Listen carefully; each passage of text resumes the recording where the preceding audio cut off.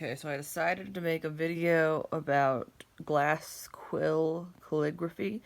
I love the idea of quills because they're how our ancestors wrote, and I love glass quills because there's like endless possibilities with their beauty. That just makes it perfect to me. It's also that they're reusable. Well, feathers, I don't know. I mean, I guess if you, I've never tried using a feather that didn't have a built-in quill, and I found that thing broke pretty quickly. So metal quills just drive me crazy. They're like scratching on paper. And I've tried this. I've had this quill since one of my birthdays. Can't even remember which one. A couple years ago, I guess. And I've tried and tried to write with it, and I failed every time. And I realized my mistake. I had read somewhere that you're supposed to, after you dip it in the ink, shake it off a little so there's no splatters. However, I find that probably only really works with metal quills and the such. These things really don't splatter. They're not really capable of it. So, because they have the grooves that holds in the liquid. And I found that not splashing it allowed me to write. And by the way, this is supposed to be my legal name, but my handwriting is crap because I have autism and EDS, and both of those conditions affect handwriting. So I've always had bad handwriting. That's just me. I do know cursive though, at least. Actually, that's not true. I only know my name in cursive. I learned cursive in school, but I've forgotten all of it except my name because I use it for signatures and stuff. I also kind of got lazy at the end. I stopped caring. I wanted to see how many words until the ink started to wear out. So you can see it started off really thick. And this is because I paused a little bit.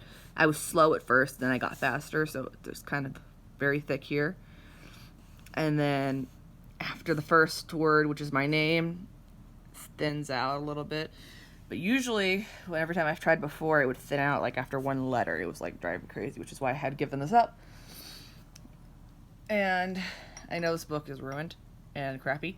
I'm using it as a practice book. It's not really for anything else. I don't have plans with it. So, let's see.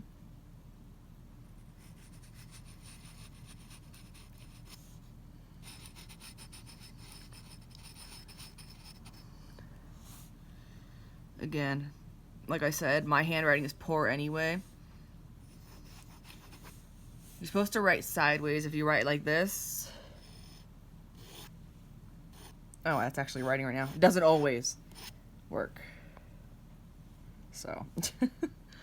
I'm thinking maybe I should dip it every word, every couple words. Well, first I gotta really do better on my handwriting. That's kind of goal number one. I like the idea of quill pens. For one thing, you never run out of ink because the ink's in a jar. And there's, let me see on. I don't want to put this on my bed because that's going to get black ink everywhere.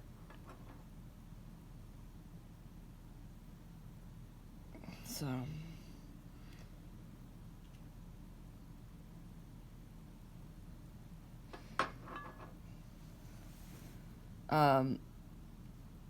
Thinking of making it my only writing tool now that I'm actually being able to do it. I can't believe it was so simple. I watched a video and she basically just says dip it in and start writing, and I was like, I felt like I made it so much more complicated than it needed to be. So, also, for future reference, if you don't wash it off shortly after you've been writing, the ink will dry and it'll be harder to get off, but hot water, I found, will eventually get it off. Just let it run under and it'll eventually get rid of all of it, or most of it at least. Plus, it doesn't really matter if it's a pen, you're going to keep dipping it. I forgot what this one's called and where I bought it. It was expensive. It cost a lot of money and it was a birthday gift. It's sparkling, got twirls of dark blue. It's got kind of this, without the black ink, it would be kind of a glow in the dark looking kind of color. And it came with a rest, though to be quite honest, because of the shape of the rest, it's kind of hard to actually use. I mean, I'm sure there's a specific way it's meant to sit, but because it's got like these tentacle things, and I find it's hard to figure out which way I'm supposed to set it. Pen would obviously sit right here, and it's got like octopus suctions. That's what I think it is. Maybe it's aliens for all I know. I forgot where I bought this from. If I remember, I'll put that in the description. Um,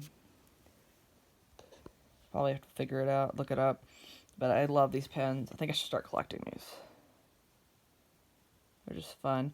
I also think about, you can find cheaper ones. This thing was expensive. It was made by an artist, I remember. I don't really know if it's quality-wise and use-wise, if it's really any different than a cheap one. But I really loved the art of it.